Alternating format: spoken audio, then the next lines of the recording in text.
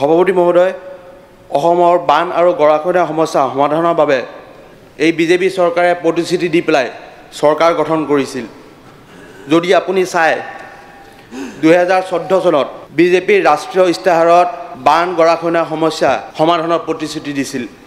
2015 চনত অসম প্ৰদেশ বিজেপিৰ কাৰ্যনিৰ্বাহক সভাত ৰাষ্ট্ৰীয় সমস্যা হিচাপে ঘোষণা কৰাৰ প্ৰতিশ্ৰুতি দিছিল।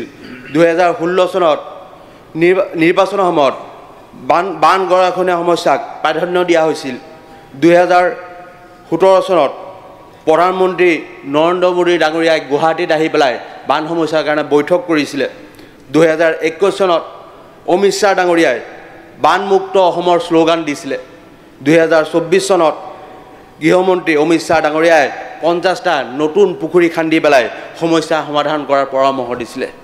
তাৰ পিছতো দেখা গৈছে প্ৰত্যেক বছৰে পূৰ্বত বান নোহোৱা বহুত জিলাত এতিয়া বানপানী হোৱা দেখা গৈ আছে। চলিত বৰ্ষত 4 জুলাই 2024ত দা হিন্দু নামৰ যিটো বাতৰি কাকত আছে তাত প্ৰকাশিত হোৱা তথ্যমতে 35খন জিলাৰ ভিতৰত 29খন জিলাই জলমগ্ন হৈ আছে আৰু তাত 16.50 লাখৰ অধিক লোক ক্ষতিগ্ৰস্ত হৈছে। তাত দেখা গৈছে যে 100তকৈ অধিক লোকে এই বানত প্ৰাণ হেৰুৱাব লগা হৈছে। সামগ্ৰিকভাৱে আমি যদি চাবলৈ যাওঁ যে বানৰ লগত যি গৰাখহনীয়া হয়, এই গৰাখহনীয়াৰ ফলত প্ৰায় 8,000 স্কোৱাৰ কিলোমিটাৰ মাটি ভূমি আমি হেৰুৱাব লগা হৈছে, যিটো গোটেই অসমৰ ভূমিৰ 7.5%। মাননীয় সভাপতি মহোদয়, মই য'ৰ পৰা আহোঁ সেই মৰিগাঁও জিলা আৰু মোৰ যি সমষ্টি লাহৰীঘাট তাৰ ব্যতিক্ৰম নহয়। দশক ধৰি লাহৰীঘাট সমষ্টিৰ ৰাইজেও বানৰ লগতে গৰাখহনীয়াৰ কবলত জ্বলা-কলা খাই আছে। মাননীয় সভাপতি মহোদয়, ব্ৰহ্মপুত্ৰৰ পানীয়ে আৰু যি তাৰ লগত আহে যি গৰাখহনীয়া হয়, এই গৰাখহনীয়াৰ ফলত মোৰ সমষ্টিৰ ভুৰাগাঁও ৰাজহ চক্ৰৰ 53খন গাঁও, মায়ং ৰাজহ চক্ৰৰ 113খন গাঁও আৰু লাহৰীঘাট ৰাজহ চক্ৰৰ 28খন গাঁও, মুঠ 194 গাঁও নিশ্চিহ্ন হৈ গৈছে। মাননীয় সভাপতি মহোদয়, 1955-56 চনত যেতিয়া অবিভক্ত নগাঁও আছিলে, তেতিয়া ঢিঙৰ পৰা হলৌকান্দালৈ মাথাউৰি বনোৱা হৈছিলে। সেইটো আছিলে আমাৰ সেইফালৰ অঞ্চলৰ প্ৰথম মাথাউৰি।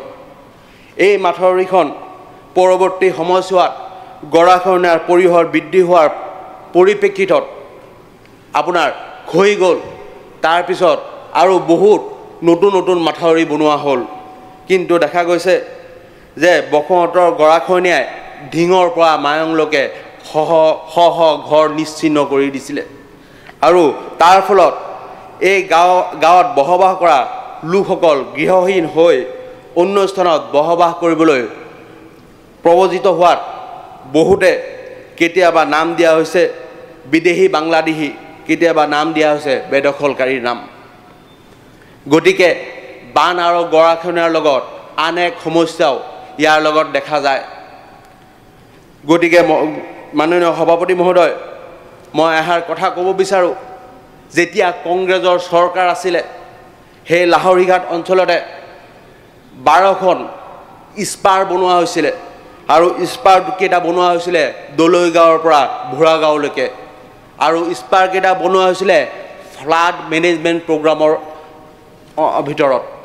এই ফ্লাড মেনেজমেণ্ট প্ৰগ্ৰাম যিটো আছিলে কংগ্ৰেছৰ চৰকাৰৰ দিনত আছিলে, কিন্তু বানমুক্ত অসমৰ প্ৰতিশ্ৰুতি দিয়া বা 2014 চনত যি বিজেপি চৰকাৰে বানৰ সমস্যা সমাধান কৰিব বুলি কৈছিল, সেই চৰকাৰ গঠন কৰাৰ লগে লগে সেই ফ্লাড মেনেজমেণ্ট প্ৰগ্ৰাম বন্ধ কৰি দিলে। যি ফ্লাড মেনেজমেণ্ট প্ৰগ্ৰামৰ জৰিয়তে আমি বিভিন্ন ছাৰ আৰু 1 মিনিট পাম, মিজবা ডাঙৰীয়া তেতিয়া 1 মিনিট দিয়া কম দিছিলে। আৰু গতিকে যি ফ্লাড মেনেজমেণ্ট প্ৰগ্ৰাম আছিলে সেই ফ্লাড মেনেজমেণ্ট প্ৰগ্ৰামটো বিজেপি চৰকাৰ অহাৰ লগে লগে বন্ধ কৰি দিয়া হ'ল।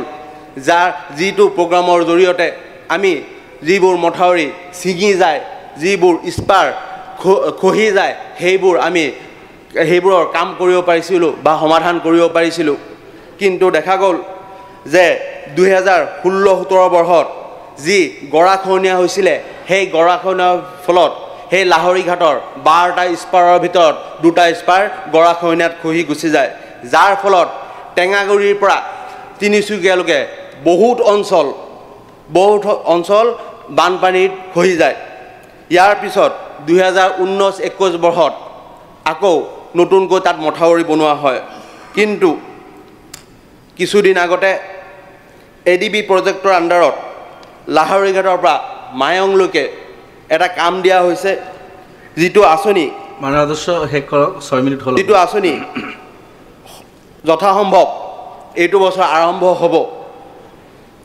কিন্তু দেখা গৈছে ছাৰ বিগত 2 মাহ ধৰি মোৰ সমষ্টিৰ বালিডুঙাৰ পৰা বৰহলকটা অঞ্চলত তীব্ৰ গৰাখহনীয়াৰ সৃষ্টি হৈ আছে যদি ডিপাৰ্টমেণ্টৰ যিবোৰ কৰ্তৃপক্ষ আছে সিহঁতক সোধা হয় তেতিয়া তেখেতসকলে কয় এডিবি প্ৰজেক্ট আহিছে এতিয়া কাম নহ'ব কিন্তু গৰাখহনীয়া দিনক দিনে বাঢ়ি গৈ আছে আৰু এইটো যদি এনেকৈ কণ্টিনিউৱাছলি চলি থাকে সেই মাথাউৰি আকৌ ছিঙিব ইয়াৰ উপৰিও ভজাইঘাটিৰ পৰা চেনিমেৰা অঞ্চলত বিগত 2 মাহ ধৰি আপোনাৰ গৰাখহনীয়া হৈ আছে মই ইয়াৰ পৰা মন্ত্ৰী মহোদয় যিহেতু আছে আপোনাৰ জৰিয়তে মন্ত্ৰী মহোদয়ক অনুৰোধ কৰিম যে ভজাইঘাটিৰ পৰা চেনিমাৰীলৈকে যিটো অঞ্চল আছে এইটো এডিবি প্ৰজেক্টৰ আণ্ডাৰত সোমোৱা নাই যদি আপুনি পাৰে সেইখিনি অঞ্চলো যাতে এডিবি প্ৰজেক্টৰ আণ্ডাৰত সোমাই দিয়ে কাৰণ যদি এডিবি প্ৰজেক্ট আৰম্ভ হয় সেইখিনি যদি খালী থাকি যায় তেতিয়া আগন্তুক দিনত আকৌ তীব্ৰ গৰাখহনীয়াৰ সৃষ্টি হৈ পেলাই